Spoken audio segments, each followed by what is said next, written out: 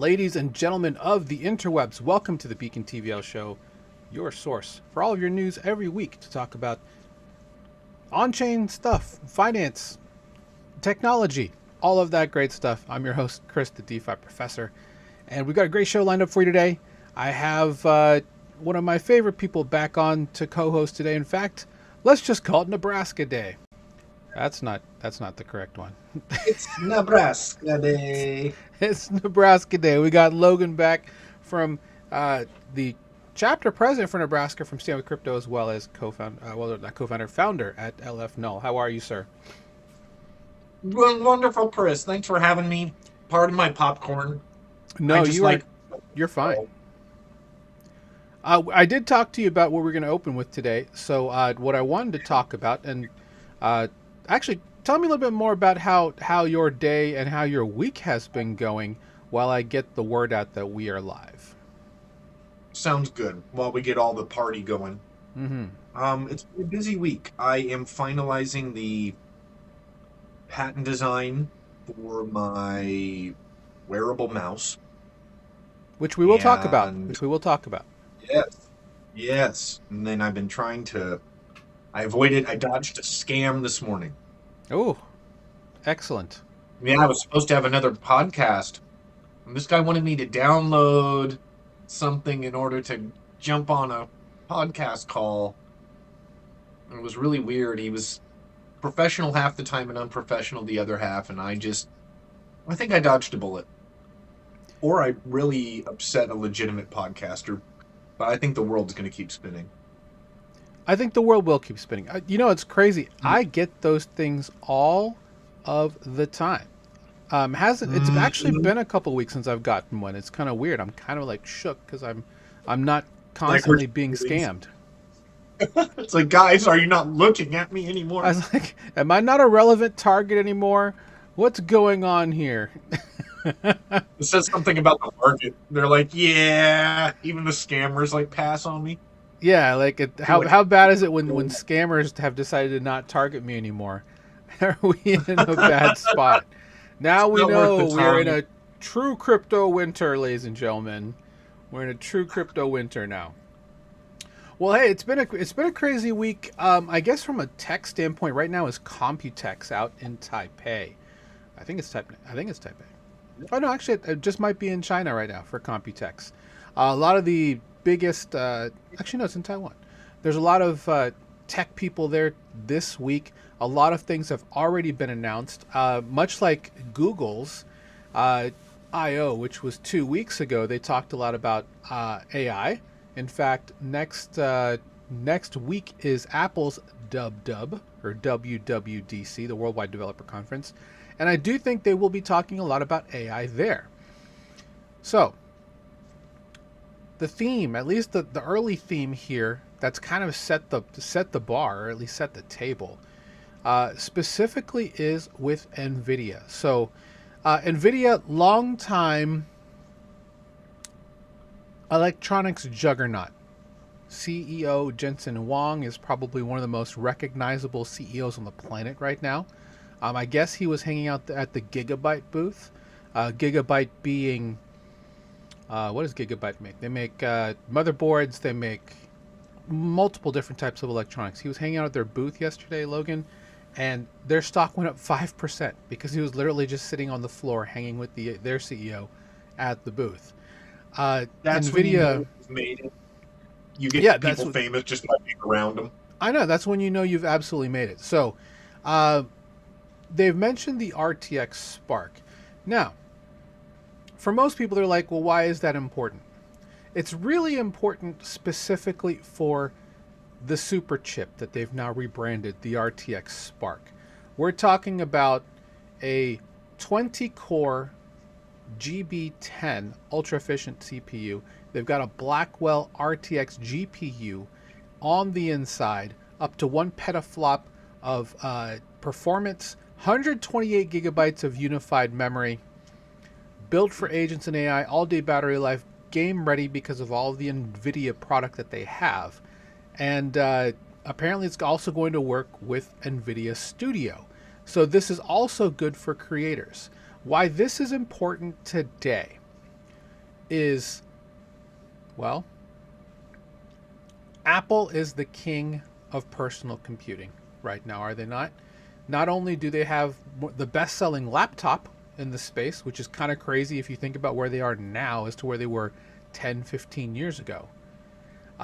They have their own chip very similar to RTX Spark, the M series line of Apple Silicon. And this is immediately going and trying to take that mantle on the path that Apple has seemed to have struggled with the most, which is AI or LLM workflows. NVIDIA has tried to create an answer to Apple before with their Denver product. I remember this clear as day. Jensen Huang was on stage and said they're coming with a chip that will have Windows running on ARM. And I just remembered at the time, I was like, there's no way that's going to work. And it didn't work, right? Microsoft had their version of an ARM-friendly version of Windows. It didn't run well. I had the original Surface Go back in 2021. Not the Surface Go. It was the Surface Pro, the Surface Pro X, I think is what I had. It actually used a Qualcomm chip, not the NVIDIA chip.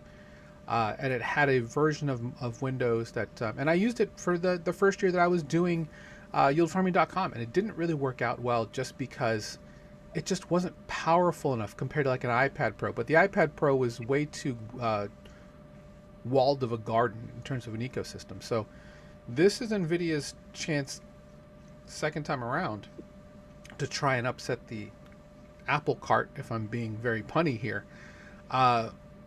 Logan, this is big news because off the back of this, they every single group, like Microsoft has now the Surface Ultra, Dell XPS, Asus. There's at least and I'm not covering it here, but there's at least 6 different manufacturers now putting out laptops with this NVIDIA chip on the inside, which is very, very telling and very interesting because they're doing what Intel couldn't do, to be very frank. And go ahead. That's awesome. When can I get one? Or 5 or 6 to run my own AI on my computer without sharing my patent information with Google? It's interesting you say that. So originally, this is not a new product from NVIDIA. If we actually talked about this last year on the show. Last year at last year's Computex, they unveiled what was called the DGX Spark. It was this little golden box that had all of that same functionality, but in a couple different components. The new RTX Super chip combines all of that into one chip. Much like, this is very similar to Apple's M1, their M Ultra series, where they take 2 Max chips, which is the highest spec'd out Apple Silicon, and they fuse them together into one chip just to kind of put everything together. The difference is they don't have unified memory necessarily on chip. They still use DIMMs, but this is interesting because, and they've upgraded it because they now have their version of OpenClaw called NemoClaw built in, and this used to be $22.99. There might be you might see people talking about how NVIDIA has made a box that's made them 5 figures off of like a $29.99 initial player. $22.99 I believe is what it originally started at. What's interesting is if you want to buy this box now, Logan, this box costs $4,700. Yeah. So again, if you look at these look strangely they look strangely related to a chip that they have just talked about releasing. This actually is an upgraded version of what's in the DGX.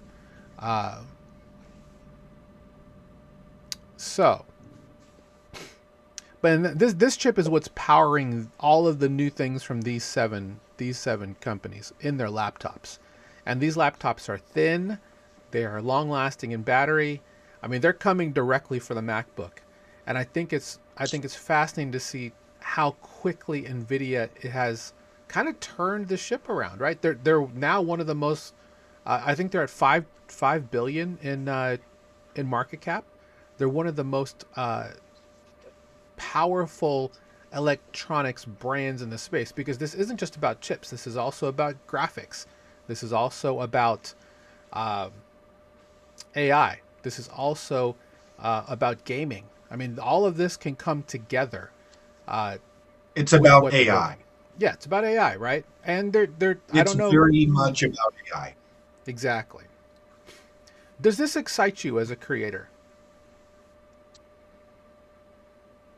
Everything in tech excites me, but I'm easily excitable, Chris. Asking the wrong guy that question, it's like yes, like, Yes. when can I get one of those in my brain?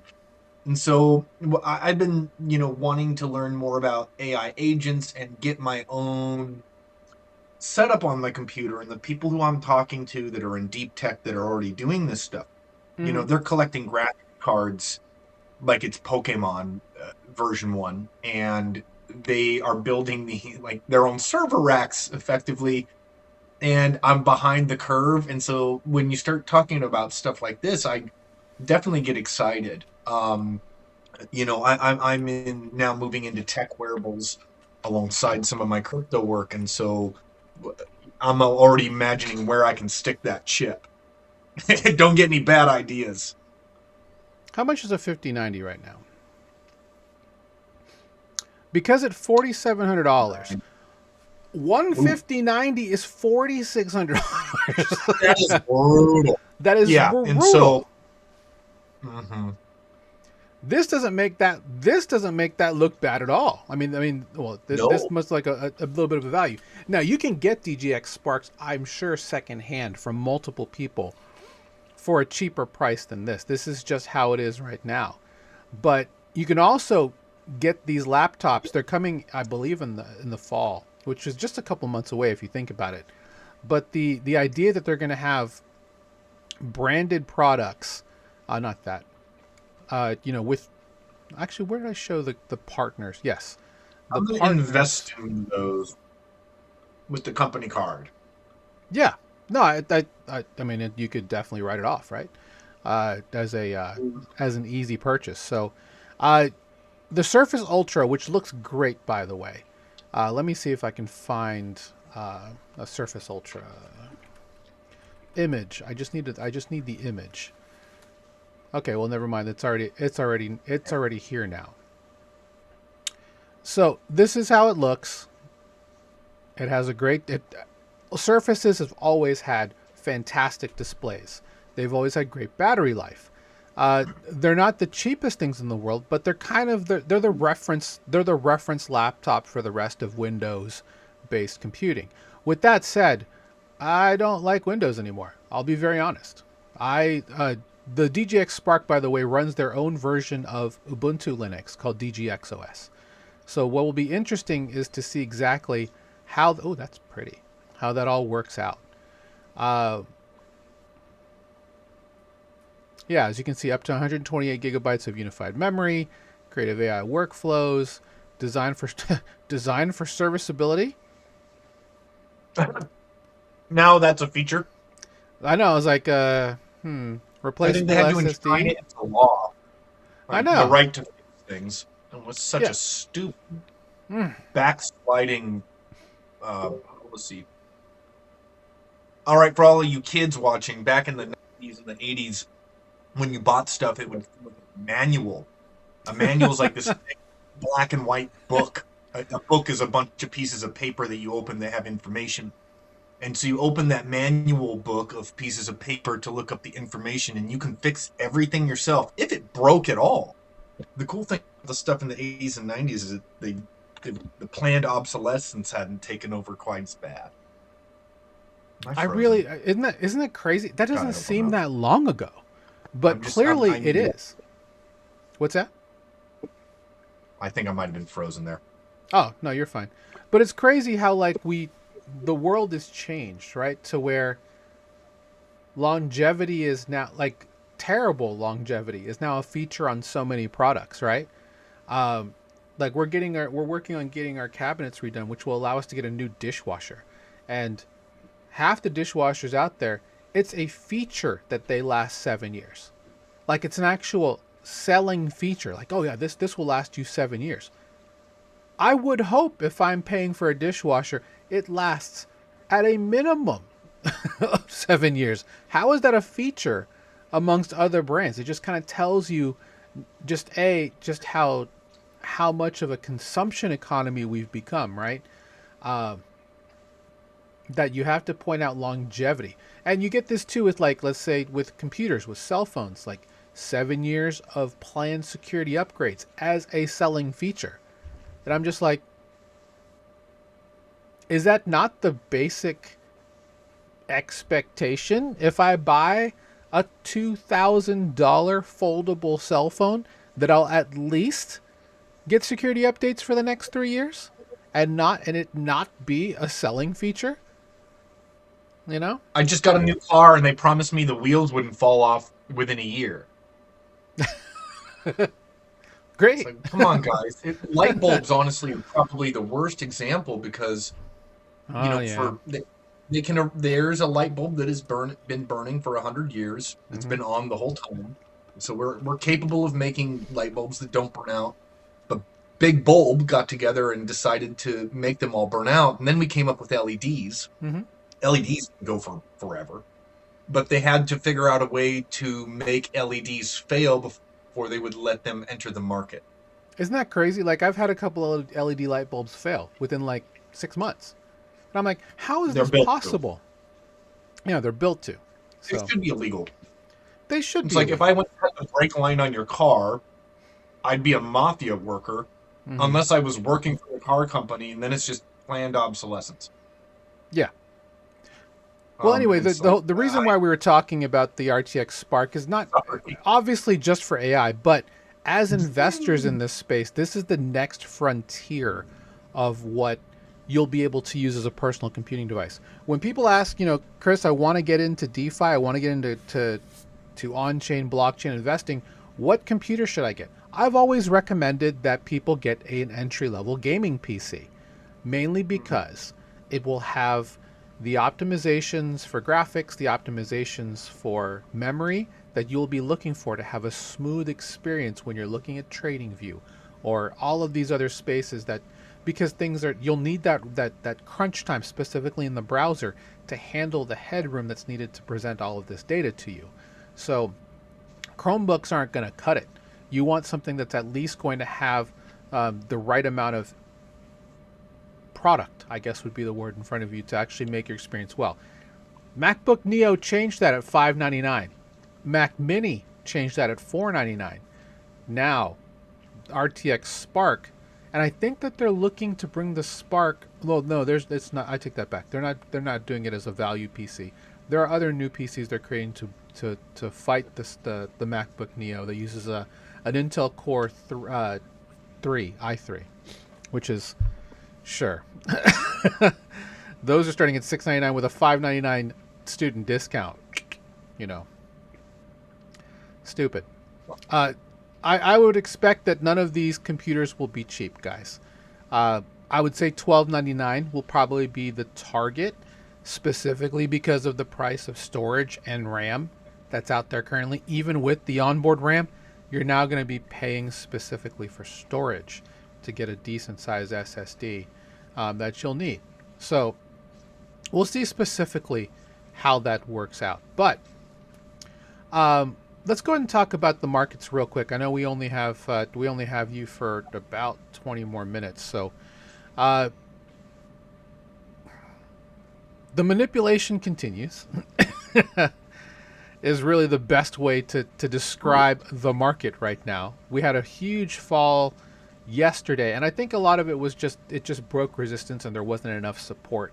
So the next viable line of support was under 67K. And yeah, so we broke at this line and now we're down here. Do we continue to stay here? I don't think so. I think we move back up slowly. Yeah, is it a bear flag? That's a great question. Look at the volume.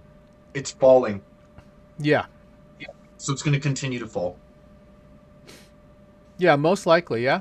Yeah. I mean, are we I would looking guess at so. would you say we're in generational entry stage? Sorry? Would you say that we're like in a generational entry stage where accumulating now through like a good DCA strategy will probably, well, I guess things continue to fall. If the war we'll call it the war in Iran continues to degrade, the markets will continue to fall, right? So it's not looking good. I talked about this on my Monday stream. We're in a situation where we're either going to see a supreme act of humility or a supreme act of force. Oh boy. At this point, Logan, I think we're in the stage where we're probably going to see a supreme act of force. And with that supreme act of force is going to come a probably unfortunate market downturn. With that said, Computex is here. They keep pushing the stock market higher, right? We're at all-time highs. The ultimate administration response. But the S&P 500's at 50,000, blah, blah, blah. What is the S&P 500 at? I need to look. It's easy to make money when there's blood in the streets. Yeah, of course. So yeah, there's going to be some people making money. I'd say keep some stables and some cash on hand. Make sure you're ready to buy when the thing dumps. Because this is when you want to be ready to buy. Like, it's not a black swan event if you see the dang thing hatching out of the egg. So if you see a quote-unquote war or conflict in Iran potentially getting worse or stalling or not getting better immediately, what's the correct positioning? How do you get into that before the masses do it, right? Yeah. If we're going to see a dump, like, you're ready to buy it.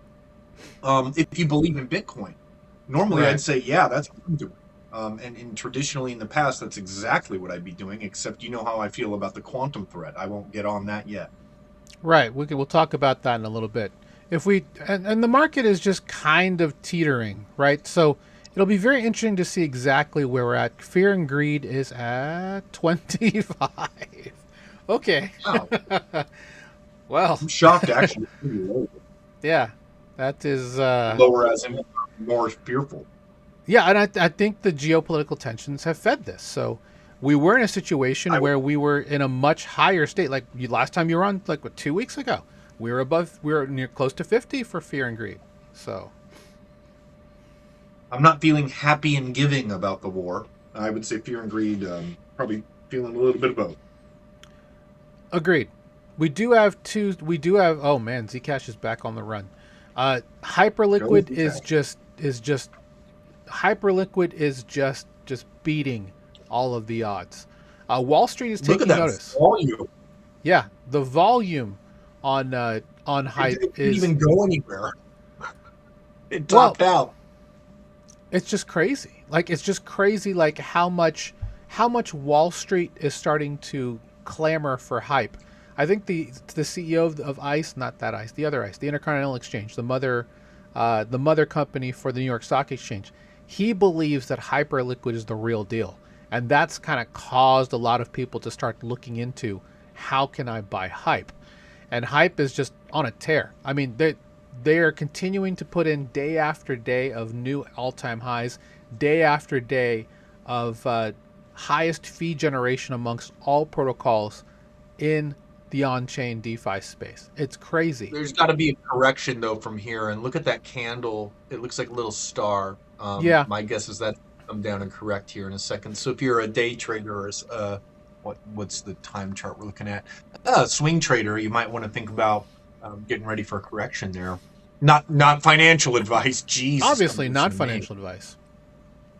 This is for entertainment purposes. It is for entertainment purposes. If you look at Bubbles, interestingly telling a couple of stories that aren't necessarily on the agenda today.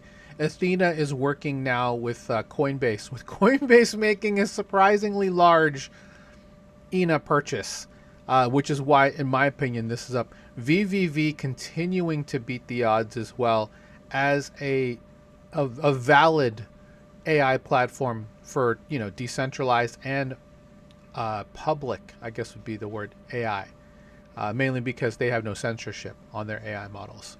The rest is just kind of washing around. Near continuing to do really well. Switch over. Oh yeah, it didn't do it. Thank you so much. Of course. Again, I don't know why it's doing it, and because it was working fine last week, but whatever. It always does it when you try to go to the bubble chart for some reason. Yeah, and I might have just stayed too long on one thing, but we'll go ahead and move on. In terms of the agenda, one thing I wanted to cover as well is right now there is actually a very large wallet meta. This is, for those of you who are longtime watchers of the show, this is something I called last January, that there's going to be an effectively large wallet meta. One thing too, watch out for Humanity. Humanity is now listed on Hyperliquid on their prediction markets, because they now have prediction markets. They're starting to build slowly, which is great.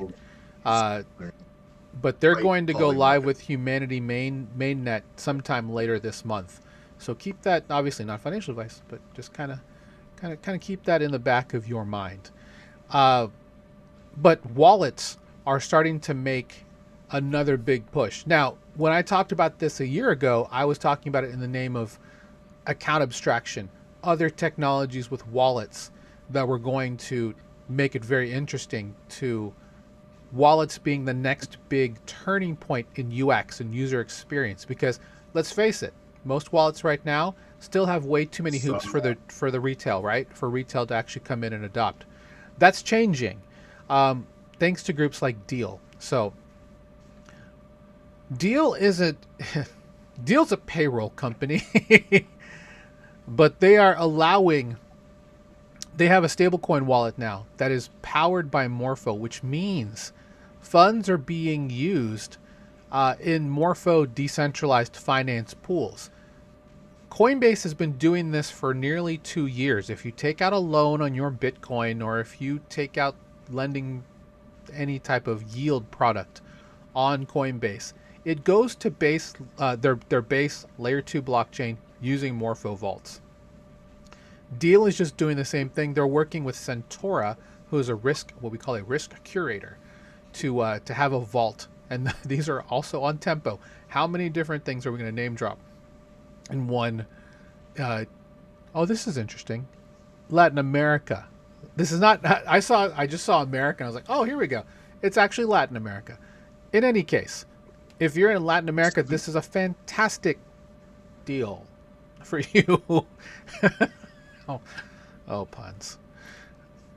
Tempo is that's a big deal. Like getting remittances going and being able to transmit stable coins across borders is such a big deal. When I was living in Japan and running a company with over 100 employees that were distributed internationally, during the pandemic, we ran into this issue, and I sent people funds in XRP because they're really away, and it's so gatekept.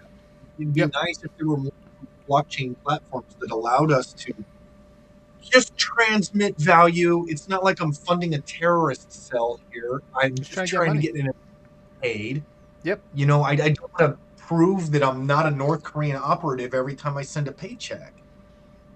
But you speak Japanese, Logan. That's a red flag, brother. Oh, desyo, abunai yo. Yeah, I'm dangerous. I'd be working for the Japanese government to undermine the U.S. Think about it. Yeah, think about it. Every conspiracy seems true if you think about it. Agreed. So if you're watching the video here, they're using DLUSD, which is Deal's stablecoin, their dollar-backed stablecoin. Curious to learn more about the tokenomics of that. If this looks like an interesting proposition, it's already being done on PayPal. PayPal has PYUSD with a very similar setup, so you can actually get paid in PYUSD. Especially if you're a YouTube creator, that's an option for you. You can get paid in PYUSD. It's held in the PayPal wallet, and you earn up to 4% as long as you stake it. So this is Morpho cool. wants a piece of the pie. Exactly. And it's being run on Tempo. Tempo is the layer 1 from Stripe. So the, the demons are exercising here to get paid and to use your money and your money to earn money while it's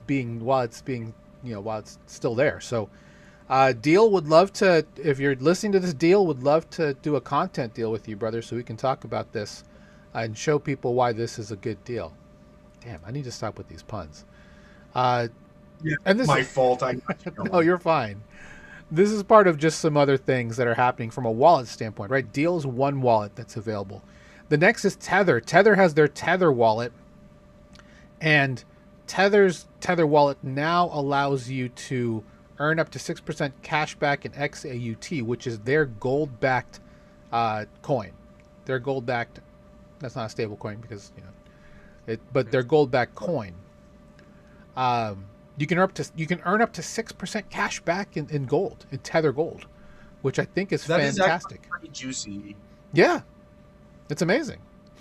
That's kind of what got me into DeFi in the first place, was being in Japan and not having access to being able to buy stocks or gold in any meaningful way because I was American in Japan. And then when I came to American companies to do it, they're like, but you're in Japan. So both countries kind of held it against me.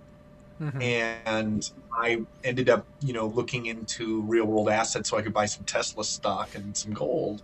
And so it's really nice to see this like turning into just a normal thing, because this is back in 2020 when I had to go to the cutting edge to get access. Now it's just like, yeah, we're offering it willy-nilly. It's like, yeah, the world's changing. This is just a big green flag for the combination. It won't be DeFi anymore. It'll just be Fi. What's interesting is this guy said gold-backed currencies have been independent past. It didn't work out for Saddam or Muammar Gaddafi. Good luck, Tether. Guess what? They're one of the largest holders of gold on the planet, brother. It's crazy that Tether owns more gold and more U.S. debt than most of the world at this point. They're in the top. They're basically a country. They are their own country at this point. Basically because of how much U.S. debt through T-bills and physical gold that they actually custody. They pretty much. Holy. Do you think they might? That's another that's another day, another topic. Oh man, I'm just thinking about the idea that Tether has everything they need to become a sovereign nation. Watch them move to Forest City in Malaysia, where Network School is, where Balaji is, and just set up shop. They're like, hey, we're a sovereign nation now. Tether, come check us out at Network School. Anyway, shout out to Network School, by the way. Quote about that, I am trying to look it up. Oh yes, it's from often attributed to the Rothschild banking dynasty. Ah, yes. It's give me control of the nation's money supply, and I care not who makes its laws. And so, if you wanted to take over a country or even rub shoulders with countries, you don't need an army and you don't need a bureaucrat. You just need a tether printer. That's true. And if you're Che Guevara, you want access to the information, not the currency. Give me that yummy, juicy data. Exactly. So speaking of data, MasterCard has announced plans to expand their settlement capabilities to include not only just stablecoin, but intraday, holiday, and weekend options, true 24/7 with regards to settlement. Everyone is. Look at all those tags. I know all of these tags. They've all done their own posts, by the way. They're like, making it sound like they're the only partner. Because, guys, if you didn't know, MasterCard is partnered with more than 120 different Web3 companies. And they've all come out, saying they're the exclusive partner of Master. They're not. They're all working together with MasterCard and Visa, by the way. This is not just a one-sided thing. So if you see, practically every major blockchain or stablecoin issuer under the sun is now partnered specifically with MasterCard. This is part of MasterCard Move, this initiative that they started last February, we'll call it, along with MasterCard 360, which allows merchants to settle up and downstream in stablecoins. Now, what's interesting is that they're actually including more stablecoins here, because originally it was just with USDC. Now they're doing Paxos's USDG as well as USDP, PayPal's PYUSD, and Ripple's RLUSD. Oh, wow. And SoFi, who just got into the game with SoFi USD, the first stablecoin issued by a bank last week, also now part of this settlement that can be used across DeFi, across the world, at every merchant, because that's the 90 million merchant network that they serve, as well as institutional, because I see Canton Network is here, I see Cross River is here, and Lead and Nuve. Yeah, so this is retail, this is institutional, this is my screen freezing. And I noticed that it does catch up after a minute. It just takes a little bit. And you are not frozen. You stop that. and as you can see, all of they're all here like touting. We've done it. We've done it. Yeah, it's kind of a breakthrough moment. It's like, here we go. Like, this is what everyone was waiting for. It's not what we imagined.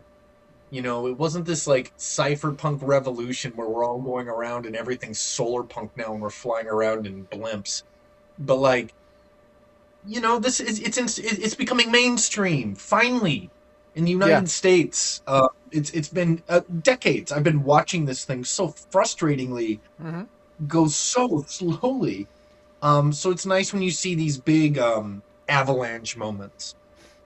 And to be honest, guys, the reason why I haven't put my ebook series out is because too much of this is happening. So I would have to make addendum after addendum of, oh, but hey, wait, you can now do this, this, and this. I think we're almost to a point where I can actually start to put out edition number 1 now that most of this is now out. Because as I talked about on our Beat the Banks podcast last week on crypto cards, there is an amazing amount of ways that you can spend your crypto now without having to leave blockchains. You don't have to off-ramp anything onto a CEX anymore, thanks to MasterCard, thanks to Visa, thanks to groups like MoonPay, thanks to groups like Cypher, who's down here, Paxos, even Solflare. They're all available now where you can actually put your coins or assets on a blockchain and then use cards that will settle all of that in the background using border flows like this and some other things we'll be talking about in just a second. It's like that Morpheus meme. It's exactly. Like when the time comes for you to off-ramp your Bitcoin, you won't have to. That's pretty deep. You'll just spend it. You'll just spend it. Right? Yeah, right? Yeah. You'll just There will be no off-ramp. When the day comes, you won't need to go into dollars. And that's been the whole premise. I remember that meme going around in 2018. Mm-hmm. And this is why that's how long I've been in the industry. Exactly. Huh? And this is why we'll be able to choose our financial future, right? Because you have the ability to now, in self-custody, spend your money how you want to. This is part of the dream coming true. Now, is it completely decentralized? No. But if you wanted to spend your coins through the current financial system, you can't really do it through a decentralized way anyway. At least for you can custody it, but spending it goes through a centralized system. So there's all of that, right? But in part of the puzzle, Logan, to get everybody on board, it's going to take a little bit of a move to do so. We're going to have to go through a transitionary period where we're in a centralized world. Ultimately, that system breaks, and then decentralized models will arise and create the next frontier of not only world economies, but nation states that are built from those economies that will now, bring the next frontier of what it's going to look like for us. So again, thanks to Logan from LF Null from being here, as well as from Stand With Crypto. Just wanted to reset so we can move forward. This actually also begs the question, this is something you asked me offline, was like, what's the best way to buy crypto, or at least spend your crypto without needing KYC? It's a very complicated question to answer right now, because one method makes you look like you're technically mixing with so many different other groups that already do this, in terms of bad actors, right? So using something like Thorchain to purchase coins and then send them to your Bitcoin or Ethereum wallet. People will probably say, well, isn't that what terrorists use? Well, Yeah, but terrorists also use the U.S. dollar, so there's nothing. Fuck the United States government. Sorry, but that's the only way I can say it. They want tax money every time we move it, buy it, and sell it, but then set up roadblocks every single step of the way so that trolls can get in the way. So they're sabotaging it, but they also want to put their hand in the cookie jar. I'm sorry. My new off-ramp is a guy named Vlad who lives in the Philippines who I sell artwork to. And if I have to be called a terrorist, literally, I'm not even joking. This is my actual off-ramp. It's a guy named Vlad in the Philippines who I sell artwork to.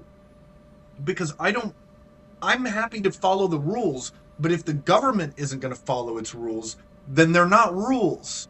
Right. It's something else.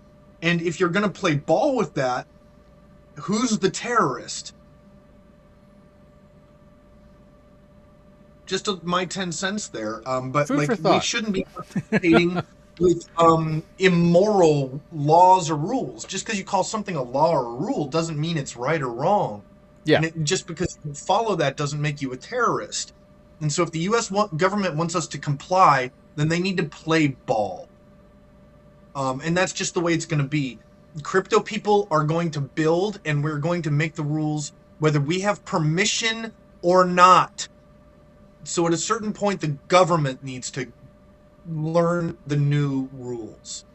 And that's my opinion about it. It's part of why I like crypto. We don't have to kiss their ring. And we've already proven that. They've tried to kill us so many times, and now they're asking for a slice of the pie again. Fuck you, United States government. I hope you all hear it. It's just embarrassing at this point. Get out of the way or get on the train, because we're going to run you over if you don't. That's my message from all of the blockchain people to every single lawmaker in the U.S. government. We are coming to eat your lunch. He is a builder, ladies and gentlemen. He is a builder. Yes, I'm angry too about it. And it's why I build. It's why you build. The platform that I recommended to Logan was it used to be called ZK P2P. Now it's just called Peer. So with Peer, you can buy multiple different coins like Zcash, and it uses really great stuff in the background for shielded transactions. And then you can use things like Signal to send money back and forth to people easily with shielded transactions through your Zcash wallet, like Zodal, which I've set up and learned at ETH Denver, and it was fantastic. I'm gonna have to get into that. I didn't know you could send it via Signal. Yeah, but yeah, I was trying to buy some. I'll show you. And I ended up. It took me an hour to pay for the AMA because of the way buying crypto works in the U.S. They wanted me to like scan my face and scan my finger and get a PIN code and my ID and my social security number. And it's like, you guys are setting me up for the worst hack in the world, aren't you? Like, someone is going to hack you and then they're going to have my biometric data. I'm not giving you that. You know, it endangers us. They say it's for security. Security for whom? Not mine. So this is another easy way, and shout out to groups like MoonPay, friend of the show. This is from Stripe. This is link.com, crypto.link.com. You'll see that this is new branding that they're putting across a lot of different Stripe branded products. This has been around forever. If you go to crypto.link.com, you can easily buy and send funds to any wallet that you like across multiple blockchains. I think there's 6. Yeah, there's 7 that are supported. USDC probably the easiest option. However, you do have to KYC for every single transaction until you create a link account, which has your full KYC, which means know your customer, which means address. Also, I think they also ask for social security number, if I'm not mistaken, as well as a driver's license photo plus a selfie to buy crypto. Oh, I hate it. I know. It's right up we're like right there with Kuwait, Iraq, North Korea, Syria. That's like in Russia, China, and United States. That's the group of countries we're in now. Horse shit. I'm so sorry. This stuff makes me absolutely furious. Livid. I lived in Japan. We did not need to do this. This is unnecessary. It's the U.S. government absolutely intentionally sabotaging this stuff. And again, asking for taxes on it after they do that. They hit you in the knee with a stick and break your kneecap and then want help walking home afterwards. It's like, get out of here, America. Uncle Sam has absolutely lost his mind. Can someone slap that old man? Give him his medication. I've got 2 minutes, Chris, so I'm almost done. I need to go talk to Mario Waffles IBC. No, you're fine. So I'll actually talk about that while you're gone. But yeah, so this is interesting. This is how Peer works. It's literally using, I think it's using, I don't want to say it's using near intent on the backside, but it does use zero knowledge proofs. Send, verify, receive. That's it. That's how Peer works. So Peer.xyz, this is not an ad for them. They're not buying space, but there you go. If you want to look for a KYC free way to do it, Peer.xyz. Of course, don't put a ton of money on here because, well, I wouldn't. But I'd put a little bit, you know, but if you're looking to do straight OTC, there are multiple people in this space that can help you out with that, like Vlad from the Philippines, that can help you do stuff like that. If you have any art you want to sell or buy, let me know and I'll get you some crypto. LFnull.com for Logan building the Hawk, HAWK, hand-activated wearable controller. I've seen a couple prototypes. It looks amazing. I'm excited to try this out myself. I believe he has a crude prototype right there, ladies and gentlemen, that he is trying to unfurl it so I can get my hand on it and show it to you real quick. This is it is. The ugly naked Hawk. With the wires and everything. You can even see the hand-activated wearable here on my thumb. It's like Minority Report, proprietary right? model is very different, but it clicks like this. Yeah. You're looking at 5 buttons that are not buttons. I'm going to kill the mouse. I'm going to take over the video game market. And you're going to say, I saw this really weird guy on this podcast in Nebraska. Now he's super rich. And you'll see me on TV in a year. Talking to Jensen Huang and be like, yeah, I remember that. Don't go on Shark Tank. That's all I'm saying. Don't go on Shark Tank. So yeah, visit LF Null, and then I am LF0 Tech on blockchain on Twitter if you want to follow me on there, and I'm Crypto Logan with zeros instead of O's, and LFnull.com. I am going to go talk to IBC. All right. Well, thanks for being here, brother. Appreciate you being on. Thanks, Chris. Again, follow Logan. Bye, Nebraska everybody. is always have great. a good day. Make it great. Don't have a good day. Make it a great day. Make it a great day. Make it a great day. All right, let me switch back over to just the me. Just the me. And let's let me just make sure I get this, because I know this is not going to be right. Yep. Let me do 2 things. Let me put that away. Let me get this right. I should have had this because I totally forgot that he couldn't stay the entire time. All right.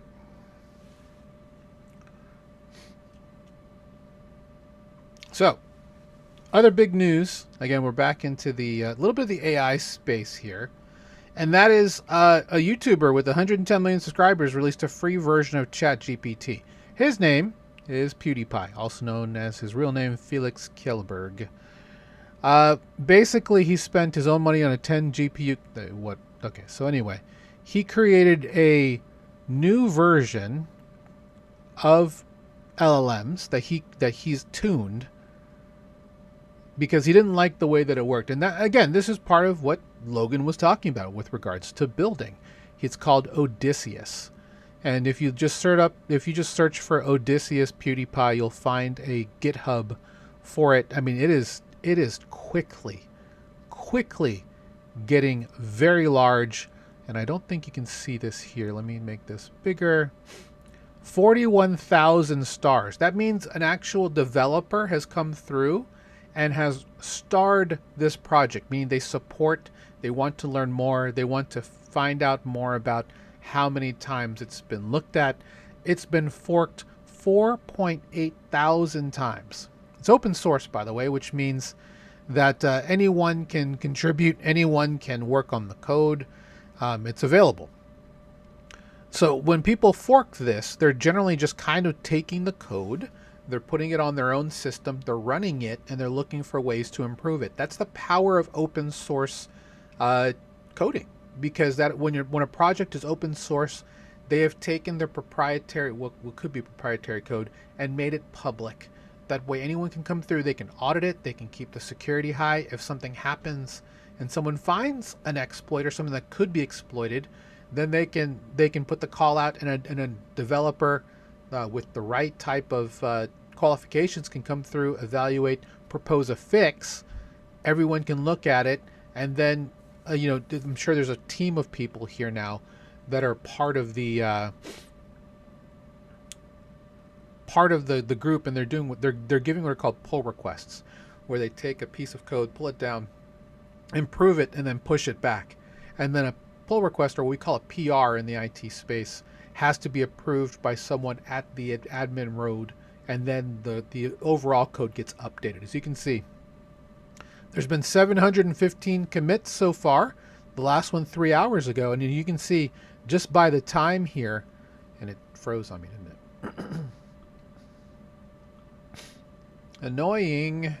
Might have to choose a new platform. As much as I love this one. It shows you how often things are being updated. Specifically in these folders where probably the core code for this is. Yesterday, 3 days ago, 13 hours ago. So this is actively being worked on by Felix's team for Odysseus. And it's really just another way to use AI to look at the way that most of using AI works, right? Creating agents, creating workflows. There's an email assistant. There's a cookbook with recipes on things that work. Tools in MCP. MCP stands for Model Context Protocol, which is an easy way for your AI agent to get hooked up to other protocols specifically for data transfer and skill usage. There's memory, which means there's persistence throughout the system. So when you create new chats, it will remember things along the way. Or if you have a very long thread of a chat with one part of the system, it will remember that and continuously update itself, which was something that a lot of AI, well, a lot of just things on ChatGPT and Claude, Anthropic, didn't really have at a very good clip, right? And now that memory is a huge selling point for practically any LLM framework, and there are hundreds of them now, guys. Not just ChatGPT, not just Claude. There's hundreds of them now. People building things all the time, thanks to, just like what PewDiePie did here, created his own. There are thousands of people doing the same thing. So we're seeing an age where we're going to see more, I guess the word would be curated AI models. And again, this is really just more for your learning purposes moving forward, staying ahead of the tech. But also, there's a lot of things, not necessarily with Odysseus, but there's a lot of things that are here available that can be used in the crypto space, whether it's trading bots, whether it's research, whether it's all kinds of things. It's all available. This is all about personal computing. This is all about making sure that you guys know what the options that are out there. It just so happens that, Felix is one of the largest ever YouTubers behind Mr. Beast. And he has come up with something to address, with something that is meaningful to him, because he doesn't, I don't believe he streams anymore. Mr. Beast also is doing the same thing. He got into restaurants, he got into food, he got into robotics. He's still doing content, but he's also doing things like financial, like Beast Financial is another group that they've spun up late last year, that they're looking to do the same thing, but to help younger people understand, because they have the eyeballs of younger people. PewDiePie, I'm sure most of his followers, of the 110 million, they were always younger. So now that they're probably older, they're learning more about LLMs and AIs and things that can be helpful to them. This is a very interesting way to look at the world, right?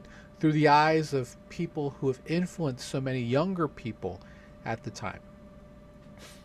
So I'm very curious to see how this breeds the next age of developers. As someone who is, because as you all know, I am a university level professor. I have instructed and led people how to learn how to do software development, understand the basic environments. This has changed all of that. Stuff like this will change all of that. The new breed of software developer will know how to code because they're going to have to know how to debug in terms of just like figuring out what happened and not just rely on an AI, because as they'll tell you, AIs make mistakes. You need to fundamentally understand how that works in order to do more with that. And that's what the next breed of developer is going to be. Not just a professional debugger and a way to understand the fundamentals, but frankly, programming languages aren't going to matter as much anymore. Now, they always will, right? We're still going to need C++. We're still going to need C, assembly. I'll even throw out stuff like AS400, COBOL, right? Because there's still legacy things that need to be moved over. But guess what? LLMs are trained on that stuff now. They can write code in anything. I've been doing a lot of work over the last couple of months trying to help tighten up my business. As the DeFi professor, building things in multiple platforms. I know how to code in all those platforms, but I don't have to anymore, guys. I can just prompt an agent to take care of that for me, look at the results. Like last time I was debugging some stuff in Swift, which is the main language used on iOS, which is on iPhones and iPads and whatnot in the Apple ecosystem, just making sure that what was coming out was to spec for what I was expecting. Because there are some hallucinations, some things that they get wrong, and I have to look at the code and at least have an understanding, like, oh, hey, well, that doesn't make any sense. And I was able to do that. It's more of my time, which is fine, but at the same time, the vibe coding engines are just going to get faster and better. I mean, if you have a minute, go check out, and if you're interested, of course, go check out Google I/O. What they've been able to do and what they're going to come out with Google Spark is just Gemini Spark is going to be amazing. Like they already have so many things that people don't talk about that are amazing. And I don't remember all their code names, but there are multiple things to help you run a business, create a business, maintain and support a business all under one roof. For the most part, for free. Now, you probably want to spend the $20 a month for Google Pro just to get better access or more tokens. But I do most of my stuff locally here on this this PC I have next to me that runs Linux and has all the stuff running locally. But maybe I'll do a video on that entire setup, because that might be interesting to some people about how I got most of my agentic business running. Anyway, PewDiePie put out an AI platform. That's the headline. Back to choosing your financial future. Let me refresh myself here. Real quick, because I'm going to spend the next 10 minutes talking about this. If you found value in today's show, please follow, subscribe. We're on multiple platforms. We're on X, we're on YouTube, we're on Twitch. Feel free to follow me personally on Twitter as well. Just look up the DeFi Professor. I'm on practically all platforms if you just type that in. But you can check out our free group. This is Total Value Locked from Beacon DeFi. That's my education and onboarding company. School.com/Beacon. Check out our free group. And we have tons of free content, and this is all content helping you become a crypto native in terms of getting into decentralized finance, which is a fantastic blockchain ecosystem that you can do a variety of things.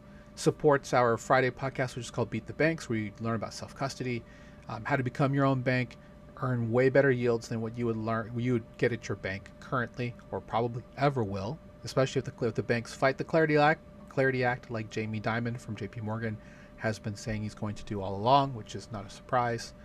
Anyway, school.com/Beacon. Join the many people who have followed along. All right, let me put that back down. And again, lfnull.com, lfnull.com for Logan's site. Don't understand, Ecamm. Am I going to crash? I'm not going to crash. Again, he showed a very small prototype of what's going on, but yeah, really excited for Logan. I've gotten to know him pretty well over the last couple of months. A very quality human being. He is the president of the Nebraska chapter of Stand With Crypto, and yeah, really excited to see where he's going to go. He's going to be building this thing. It's just a really great alternative. If you've seen Minority Report with Tom Cruise, then you know exactly what these gloves are. That'll be amazing. For someone who like me and like Logan, we have bad thumbs because of years of repetitive motion, right? I don't use a mouse anymore, although I'm looking to get a vertical mouse. I have been using a trackpad. This is the Apple trackpad, and it is disgusting with thumbprints and fingerprints. Always have a microfiber cloth with you guys, and you can clear off all that stuff, and of course wipe down and sanitize everything as you should. Clean your keyboard, clean your mouse, clean your electronics, because ugh. That's right. Let's meme it. Because there we go. All right, back to choosing your financial future. I wanted to highlight a product, or rather a team that I've met multiple times at conferences over the last couple of years specifically, and that is Stellar. Big news coming out of Stellar today. MoneyGram's US native dollar stablecoin is now live on the Stellar network. This is MGUSD. Much like we talked about with Deal and PayPal, right? They have their own issued stablecoins because they can do so under the Genius Act. MoneyGram is well known as an international remittance company, meaning you can send money to anyone in the world going to, local bodegas, right, have kind of been, or local convenience stores, supermarkets, combinis, whatever you want to call them, have supported around the world. MoneyGram, Western Union, those are the two biggest ones, right, that you can remit money across the world from anywhere. And this helps the liquidity portion of it because they can have a blockchain version of this that handles the majority of the transactions, and then you can just cash in, because this makes cross-border payments not only just faster but cheaper. Because if there's one thing that sucks about money remittance, it's currency conversion. It's also fees on top, and this is just when people talk about it, they're like, well, that's just the way that it is. Guys, it doesn't have to be that way anymore. And that's why this is important, right? This is why these are the things that we need to be looking at specifically. Being able to use services to send money to anybody quickly and securely. Now, this is just on the back side that you're going to hear about MGUSD. Front facing, there will be new technologies. So you can get your money in your local currency very easy. But on the back side, the idea of having a censorship resistant, anti-fragile digital asset backing you in the system through this MoneyGram USD is the key to getting that faster, like instant settlement, right? Instantly you can get that money to somebody. Like literally, it should just show up in the app and then you can just spend it. That's the beautiful thing too, is like we're in a world now where contactless payments is a huge thing, right? Like whenever I go, like I don't use my card anymore. I just tap to pay as many places as I can, because A, it's very hard to crack, and B, skimmers can't really hit you with that They're looking for stuff like that, but in most cases, they're not going to intercept with man in the middle. Well, I say that with not a lot of faith in that statement, but we'll see exactly how this works. But on the backside here, using MoneyGram's MGUSD makes it a lot more robust, for sure. The reason why this is important for Stellar is because Stellar is at the middle of a couple of different huge announcements. The next one is that this is old, actually. We talked about this last year, at the end of last year. I believe Robert was on the show specifically for this, and you and Ken. USDM1 sovereign bonds on Stellar for their universal basic income. They're using blockchain in the Marshall Islands, like we're talking about Saipan and some of these other. Guam, I think, is technically part of the Marshall Islands. Oh no, it's the Mariana Island. Well, Marshall Islands, Saipan, groups like that, able to have universal basic income using sovereign bonds on Stellar, which earn way more than they would in a bank. So huge thing for them there. DTCC has also chosen Stellar as one of their other multi-chain strategy blockchain partners to settle funds on. This is huge, actually, for Stellar. Probably the biggest thing for Stellar Lumens is exactly what it's called. XLM is the name of the actual ticker for Stellar. This is big news for them. This is what we want groups to do. I'll be honest. For a lot of people, they learned about Stellar when you first signed up for Coinbase, right?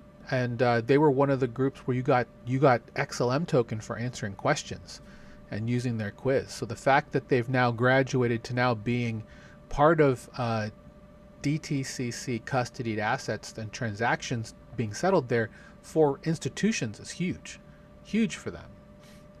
And I don't have the other thing here, do I? No, that was the third. That was the third of them. I thought I had the other one here.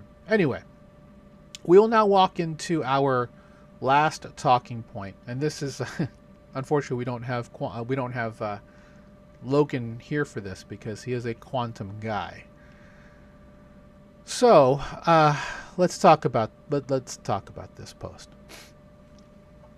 So at the end of March, and we had Logan just doing Logan things on the show the Wednesday after this, and basically they have figure out a way, or at least estimated a way, to break elliptic curve cryptography, ECDSA, which is and they did it with far fewer qubits using a quantum computer than they originally thought. Now, Q-Day, the U.S. government has Q-Day set exactly at around 2035, which is the day that a quantum computer could break the strongest cryptography that's currently used in production. Google has moved that date forward to 2029. 2030, I think, is what the Ethereum Foundation originally had. But now it's at 2029. Could it be a situation where it's even shorter than that? I don't think so.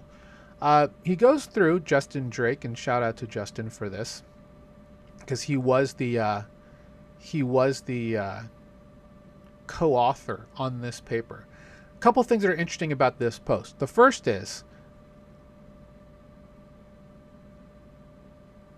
instead of following standard academic process, the optimizations were kept secret, hidden behind a zero-knowledge proof.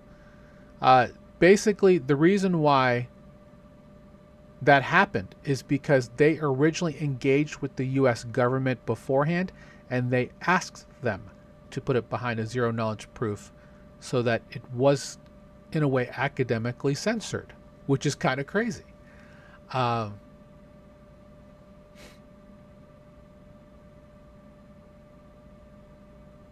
You may feel a specific way about that. The reason why ZK proofs are important in academia is because it allows researchers to post things without any fear of government suppression or government exploitation, defamation, right? That's the reason why people like blockchain, is because it's anti-fragile and censorship resistant. but to actually get requested to hide it behind a proof, so without leaking the details, is kind of interesting. I get it. Quantum security is a matter of national security now. As much as I believe the general public ought to know more, I am limited in my ability to whistleblow. However, Google's team has been very professional, and they deserve nothing but praise. Other thing, too, and I said this during the show that we had Logan on, the bad news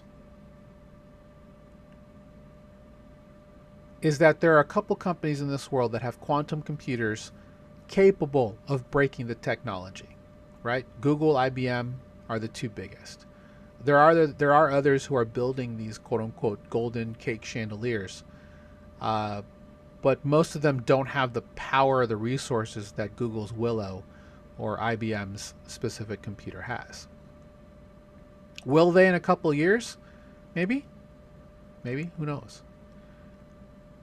The good news is there's only a couple of companies that have access to this type of thing. And as long as Google doesn't become evil, like they always said in the beginning, although Eric Schmidt's not there anymore, IBM hopefully will also not be evil in terms of how this works. Now, he also talks about how other people have taken this and have created faster methods to break the cryptography. With that said, it's just one way to look at it.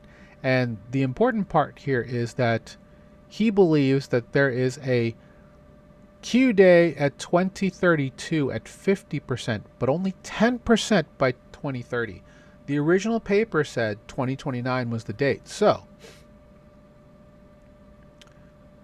NSA and NIST say 2035. 10% by 2030 is a large number. I know it doesn't sound large, but there's a 4% chance every year that we could get wiped out by an asteroid. I know that statistically sounds low. It's actually not. 4% is a very large tolerance in my personal opinion. So we'll see exactly how people think about that. But let's see. So when we talked about this, and Logan is in that industry with quantum preparedness, quantum resistance, there will need to be multiple things that are going to happen. And if you go to the Ethereum Foundation's site, which is pq.ethereum.org, I believe is the site. Yeah, pq.ethereum.org. And of course, I'm frozen again.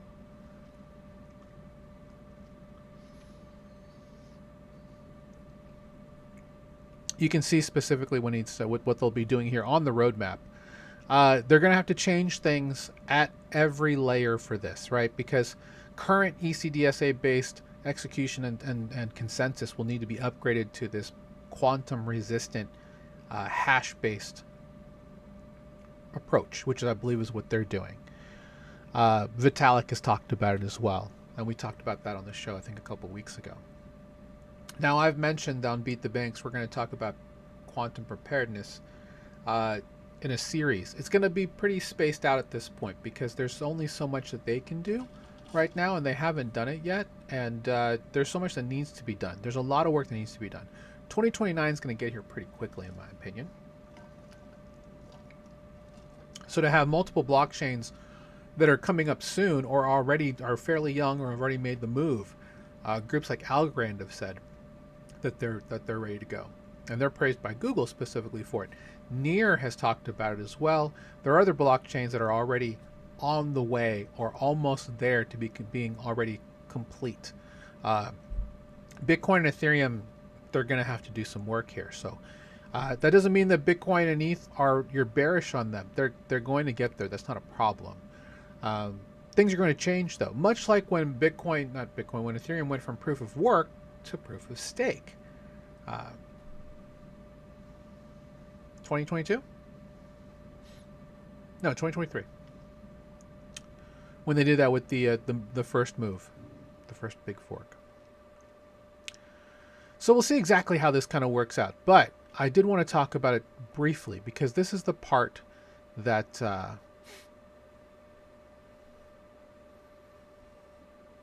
and if you're a developer watching this, you can go to a couple of sites here. ECDSA fail, I think, is one of them. Yeah, ECDSA.fail. There's a challenge there that you can look into.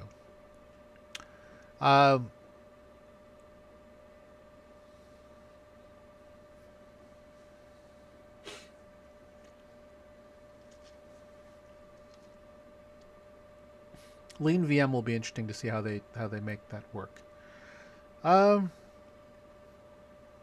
ProximityPrize.org, and then the Poseidon Initiative. Wow, if someone can actually break Poseidon, that would be crazy. I mean, it's a great way to make money. There are multiple people I know that are just security researchers. They're hackathon participants, and that's how they make their living. They go and create products at hackathons within 48 hours to sometimes they're a week long at multiple places around the world, and earn enough money definitely to not only just cover their monthly expenses, but in some cases also create companies based off of the projects they make, and then have a portfolio of companies they can take places to continue to build on. So it's a really interesting living. And in a world with something like Odysseus, right? That becomes interesting, because once Odysseus gets the capabilities to start looking at like Mythos level issues by regular people like you and me running this on our own hardware locally, what happens to the security industry, right? There's a huge lucrative opportunity for so many security companies, but I mean, do we have like a full, like, does agency turn, privacy security from where it is right now with just full on AI marketing? But now we move to AI security, privacy marketing, getting everybody ready for what this could be. There's going to be tons of millionaires made off of stuff like this. So yeah, there's that. All right. That's all we had for the show. Just to kind of recap from the top, we opened actually with the RTX Spark information because Computex is going on right now. RTX Spark, this is going to be coming to many laptops and desktops this year. Very curious to see on the price. I can't imagine it's going to be cheap at all. This is probably going to be easily, I would say, $1,500. I mean, I said $12.99 at the beginning of the show. I'm leaning more towards $14.99 just because of the price of RAM, the price of, even though there's already storage here, the price of storage is going to make it difficult. Also, tariffs being a thing. Although, if you're in the U.S., there is for businesses at least, there's an exception, I think, for home or consumer electronics to a degree. I don't know exactly what that might be, but yeah, this is all going to be, to me, this is what kind of got my ears perked up, because this is an upgrade to the DGX Spark that they launched at Computex last year. So Surface Laptop Ultra is now a thing. No actual day, no actual price, but the Surface laptops being what they are, the Ultra is going to be easily $19.99 to start. That's just kind of how they roll. They're like the top end of the Microsoft portfolio. But looking at something like that, having all that power compared to $150.90 being $4,700.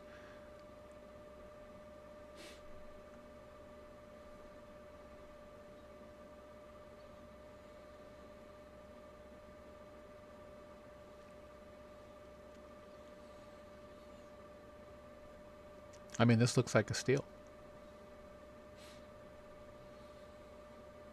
Because the actual computer itself is the DGX Spark, which is currently what's out there, was $22.99 last year. Now it's $4,600 or something like that, $46.99.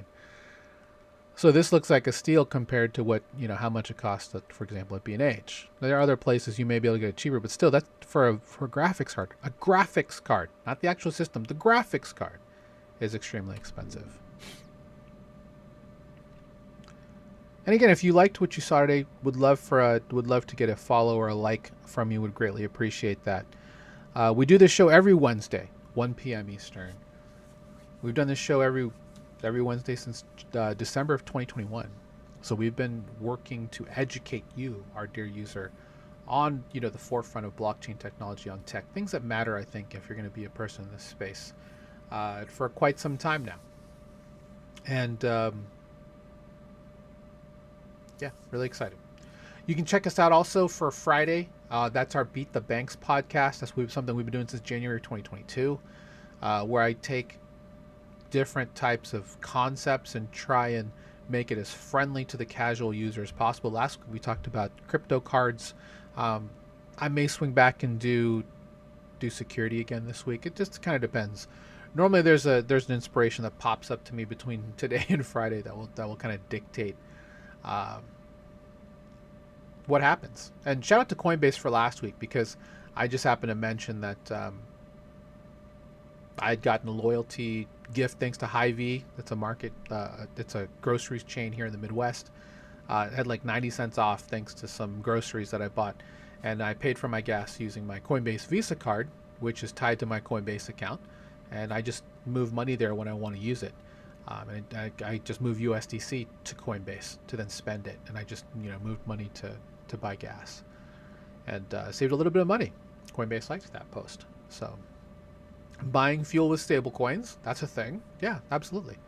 And with everything we're talking about with all of these wallets, it's going to be a very big thing very soon for everyday people. And that's the one thing that I want to definitely kind of harp on, is that you don't have to be afraid of this technology. They're fear programming you across all of these things. Like, they're going to bankrupt banks and stuff. Banking isn't going to die, guys. The bank as we see it most likely will, because everyone wants to move on chain. They want faster. If I like the classic example, I have an online bank account through Discover. I have my car payment that I pay for one of my cars going through my credit union, because that's where I got my loan. If I take money from my online bank account Discover and send it to my credit union account to then cover for my car payment, regardless if I just send it there or if I use the function of my credit union to just pull from an external ACH account, it takes 3 to 5 business days to get there. Sometimes 2 if we're lucky. That is, in today's world where things are moving at the speed of light, unacceptable, right? It's my money going between 2 accounts that I have money in. Why does it take 3 business days to get there? Guys, the answer is very simple. Banks want to make as much money off of you while giving you nothing as possible. And that's why we have Beat the Banks.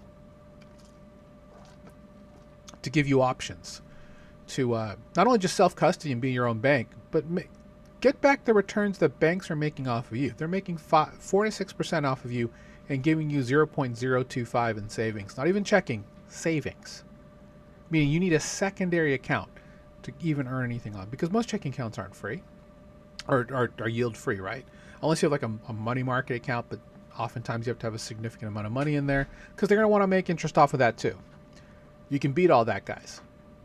And we'll talk more about that on Friday for Beat the Banks, again, 3 p.m. Eastern for that. Again, thanks for watching. I'm Chris, the DeFi Professor. We'll see you next time. See you on the show.